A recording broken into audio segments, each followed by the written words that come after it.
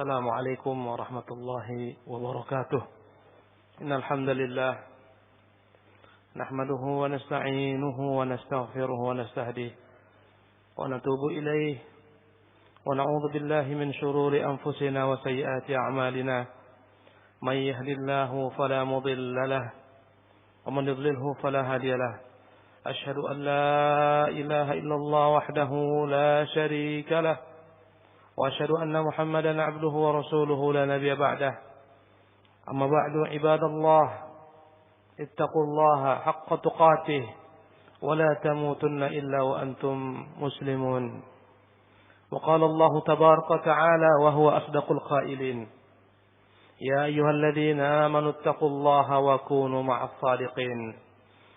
وقال الله عز من قائل: فلو صدقوا الله لكان خيرا لهم.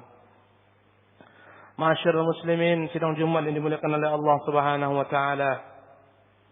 Pertama-tama marilah kita senantiasa bersyukur kehadiran Allah Jalla fi Ula dengan limpahan karunia-Nya, dengan cucuran rahmat-Nya, dengan taufik hidayah dan inayah-Nya, sehingga kita dapat melaksanakan bagian daripada rangkaian aktivitas ibadah mingguan kita melaksanakan salat Jumat.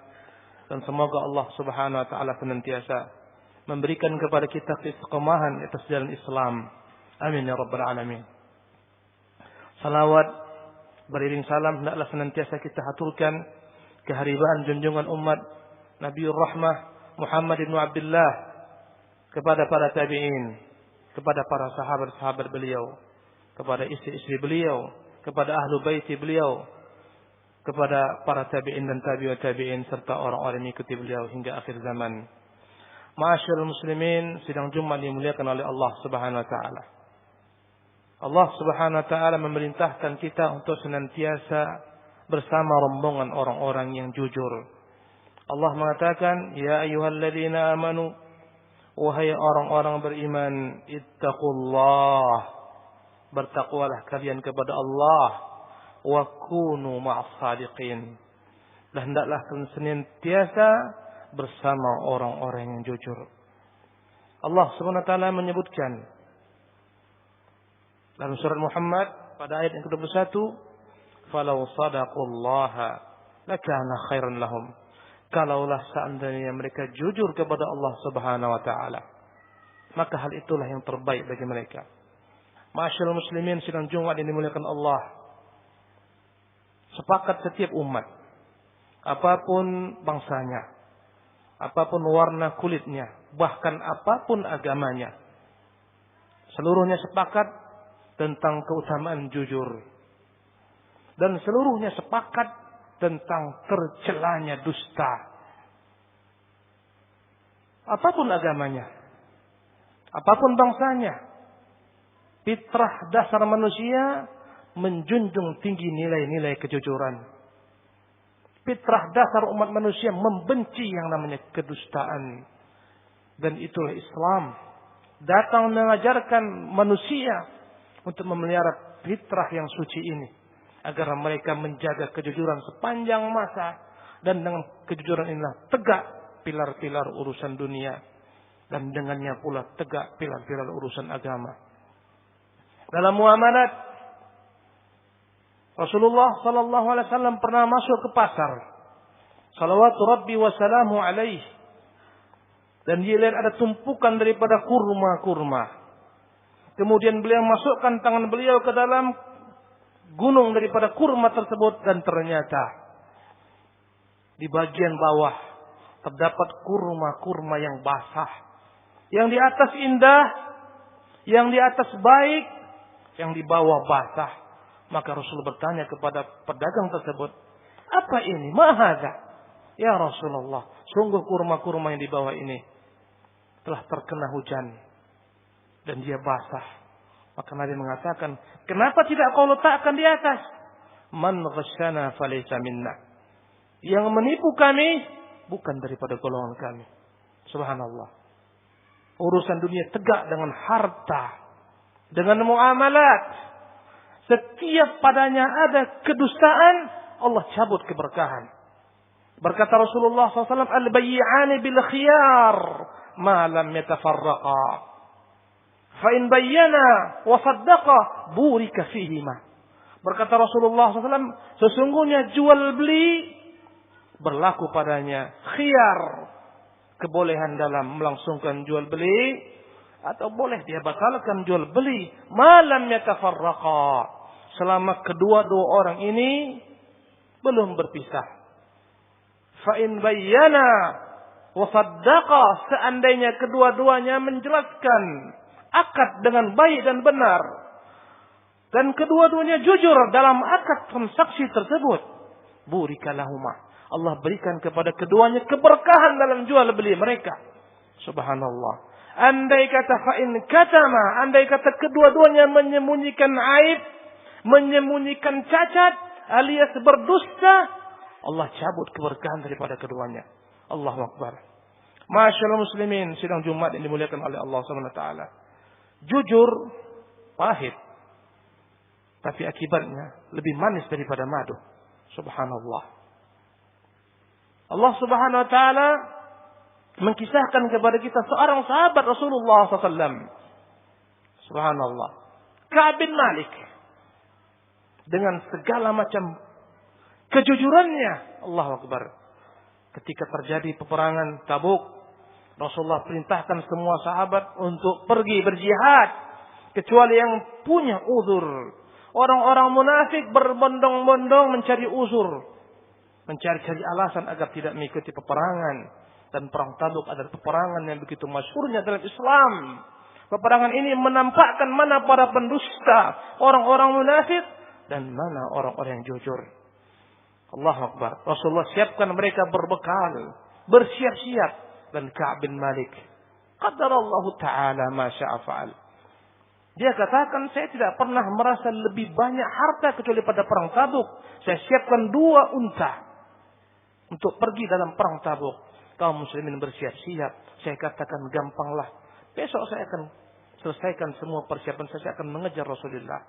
Kaum muslimin telah berangkat. Rasulullah bersama sahabat-sahabat berangkat. Berkata Ka'ab bin Malik, belum jauh mereka pergi. Biarlah saya santai sejenak. Mungkin nanti saya akan kejar mereka dengan cepat. Sampai akhirnya Rasulullah telah pergi jauh. Dan mustahil dia mengejar Rasulullah SAW. Allahu Akbar. Dan dia lihat di Madinah tinggal orang-orang yang memang Allah berikan uzur. Orang-orang yang cacat, anak-anak, kaum wanita, dan orang-orang munafik. Dan sungguh dia begitu. Menyesal dengan tingkah lakunya. Memperlambat amal saleh.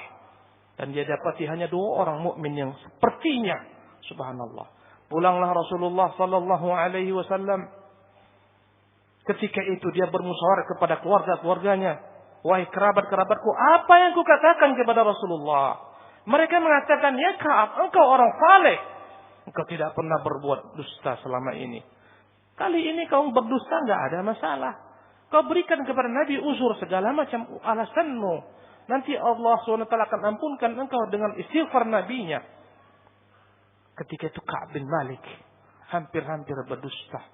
Tapi dia meyakini, seandainya sekali ini aku berdusta, Allah akan beritahukan kepada Nabinya, aku berdusta, habis diriku, habis. Subhanallah. Saya tidak bayangkan apa nasib saya ketika Allah murka, beritahukan kepada Nabinya, dan Nabinya murka kepada saya.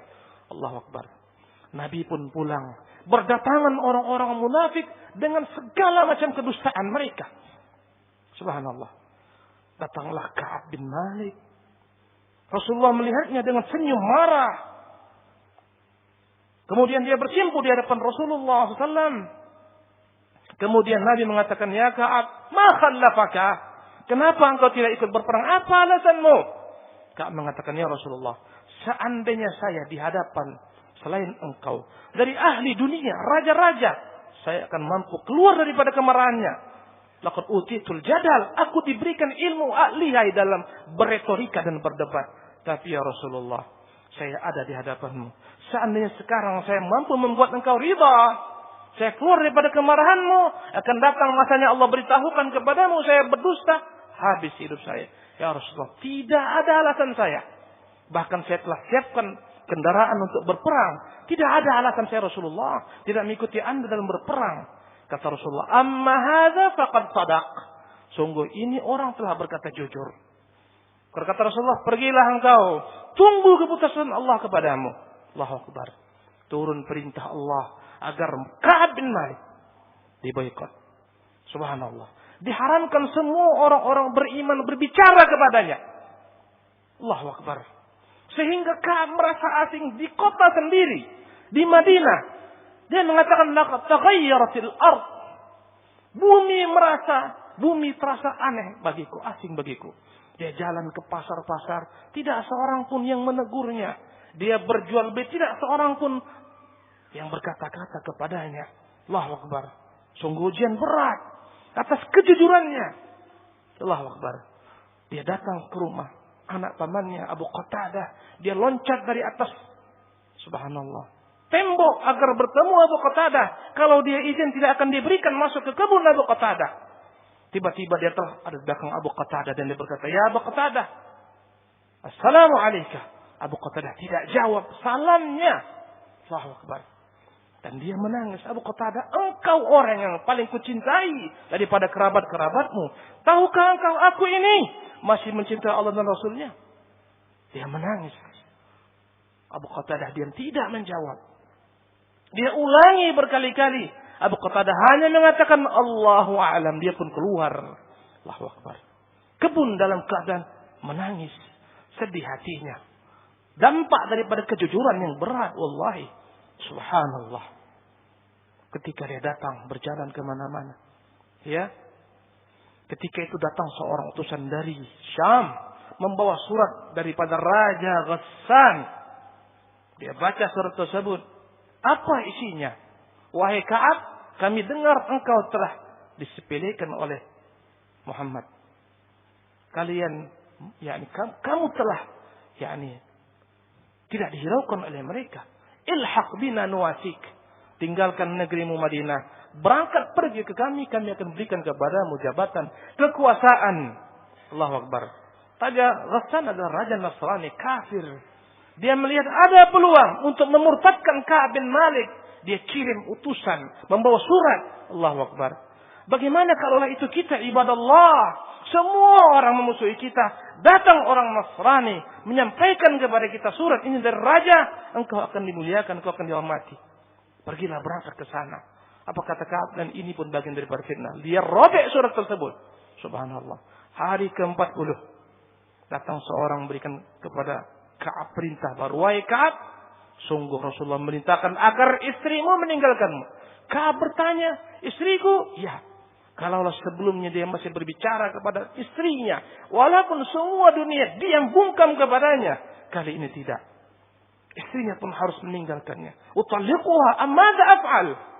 Apa yang harus saya lakukan? Saya ceraikan dia? Kata utusan tersebut, "Tidak. Kau suruh dia pulang ke rumah orang tuanya sampai datang keputusan Allah." 50 hari ibadah Allah. Berjalan pembaikatan umum. Sehingga ketika itu bumi menjadi sempit bagi Ka'ab bin Malik dan dua sahabatnya. Turunlah ketika itu wahyu dari langit ke-7. Tepat pada malam ke-50. Subhanallah. Menerima taubatnya Ka'ab bin Malik. Allahu Akbar. Ketika Ka'ab sedang berada di atas rumahnya salat fajar. Dan rumahnya jauh di kiblatain. Ya. Dari masjid Nabi SAW. Ketika dia selepas salat, dia mendengar seruan yang lantang dari atas gunung. "Ya Ka'ab, abshir." Ka'ab, bergembiralah. Dia yakin Allah telah menerima taubatnya. Seketika dia sujud syukur kepada Allah Subhanahu Wa Taala. Dia pun datang ke masjid Nabi. Semua kaum muslimin mengeluh-elukannya. Subhanallah. Ketika itu mereka mengatakan, "Wahai Ka'ab, bergembiralah engkau." Bahkan Rasulullah tersenyum. Begitu indahnya wajah Rasulullah tersenyum. Dan dia berkata kepada Ka'ab, "Ya Ka'ab, inilah, subhanallah, hari yang paling baik semenjak engkau dikeluarkan daripada rahim ibumu." Berkata Ka'ab, "Ya Rasulullah, sejak saat ini saya berjanji semoga Allah menjaga sampai kemudian hari. Saya tidak akan pernah berdusta." Allahu Akbar. Ini buah daripada kejujuran ibadah Allah. Suatu ketika Abu Qadir Al-Jilani rahimahullah tabaraka ta'ala, dia berangkat meninggalkan Makkah menuju, subhanallah, kota Irak. Dia ingin belajar agama. Berkata ke Abdul Qadir Jilani rahimahullah, sejak kecil saya telah berjanji dalam diri saya tidak berdusta selama-lamanya. Ketika saya akan berangkat, ibu saya berikan kepada saya 40 dinar. 1 dinar sama dengan 4 gram emas murni. Kalikan dengan 40. Sebagai bekal untuk dia menimba ilmu. Berangkatlah Abdul Qadir Jilani dengan membawa emas ini 40 dinar. Dan ibunya berkata, wahai Ka'ab, jangan pernah engkau berdosa dalam hidupmu. Berkata-katalah jujur. Berbuatlah jujur. Ini harus kau janji kepada saya. Dia katakan, wahai Abdul Qadir Jilani, wahai Abdul Qadir, jangan pernah berdusta. Sekalipun dalam hidupmu. Dia berkata, saya akan penuhi wahai ibunda. Dia pun pergi berangkat membawa 40 dinar. Dengan kafilah, rombongan orang-orang yang berangkat ke Irak. Ketika Irak menjadi negeri Islam. Yang padanya sumber pengetahuan. Bukan sebagaimana nasib negeri Irak yang sekarang terombang-ambing, subhanallah. Kekacauan di mana-mana. Yang dahulu kala di sana telah pernah tegak dinasti terbesar. Dinasti Bani Abbas. Tatkala mereka menjunjung Islam. Di tengah jalan. Ketika mereka sampai di tempat namanya Hamadan. Datanglah para perampok. Mereka berbondong-bondong mengejar kafilah ini. Dan menangkap seluruh orang-orang dalam kafilah. Subhanallah. Termasuklah di antaranya Abdul Qadir Jilani. Mereka masing-masing bertanya, apa yang kau bawa? Dan mereka ambil semua. Tatkala tiba giliran Abdul Qadir Jilani rahimahullah, berkata salah seorang penyamun perampok ini, wahai kamu anak muda, apa yang kau bawa? Dia katakan, saya bawa uang 40 dinar. Jumlah yang besar. Engkau ini main-main. Dan dia pun ditinggalkan. Kemudian datang yang lain, berapa kau bawa? Dia katakan 40 dinar. Mereka menganggap dia bergurau. Akhirnya dia dibawa kepada pemimpin mereka. Dan dia tunjukkan memang 40 dinar yang dia bawa. Pemimpin mereka takjub dan berkata, wahai anak muda, apa yang membuat engkau jujur seperti ini? Dia katakan, demi Allah, saya sejak kecil berjanji untuk jujur. Dan saya berjanji menjaga amanah ibu saya. Karena saya takut dianggap ibu saya berkhianat. Tatkala saya berdusta. Untuk menjaga amanah ini saya pun berkata jujur. Allahu Akbar. Apa yang terjadi ibadah Allah? Berkata kepala perampok ini. Allahu Akbar. Subhanallah. Engkau tetap berkata jujur. Karena kau takut berkhianat kepada ibumu. Sementara aku terus menerus merampok, melakukan kejahatan. Tidak takut kepada Allah Azza wa Jalla. Ku permaklumkan sejak saat ini. Aku bertaubat kembali kepada Allah Subhanahu wa Ta'ala. Maka dibebaskan seluruh tawanan. Bahkan seluruh daripada kelompok perampok-perampok ini. Bertaubat kepada Allah Subhanahu wa Ta'ala. Dengan kejujuran. Barakallahu li wa lakum fil Qur'anil azim. Wa nafa'ani wa iyyakum bima fihi minal ayat. وذكر الحكيم وتقبل الله مني ومنكم تلاوته إنه هو السميع العليم الحمد لله رب العالمين وصلى الله وسلم وبارك على عبده ورسوله محمد وعلى آله وصحبه أجمعين أما بعد عباد الله berkata Ibnu Qayyim rahimahullah tabaraka ta'ala wa kam qad uzilat bil kadhibi min dualin wa mamalik. Sungguh berapa banyak negeri-negeri, kerajaan-kerajaan hancur, kekuasaan-kekuasaan runtuh disebabkan karena tindakan tipu menipu, karena dusta. Beliau mengatakan, wa kam qad uzilat bil kadhibi min dualin. Berapa banyak negeri-negeri, bangsa-bangsa hancur disebabkan karena dusta. Wa mamalik, kerajaan-kerajaan. Wa kharibat bihi min bilad, negeri-negeri hancur lebur. Wa sulibat bihi min ni'am, semua nikmat yang ditumpahkan kepada negeri tersebut tercabut disebabkan kedustaan anak negeri tersebut, anak bangsa tersebut. Wa ta'attalat bihi min ma'aish, berapa banyak segala macam sumber penghidupan manusia hancur disebabkan karena kedustaan. Wa fasadat bihi masalih, segala macam kemaslahatan rusak disebabkan dusta. Wa ghurisat bihi adawat, alangkah banyaknya permusuhan berkembang subur disebabkan karena kedustaan. Wa quti'at bihi mawaddat, segala macam kecintaan terputus gara-gara kedustaan.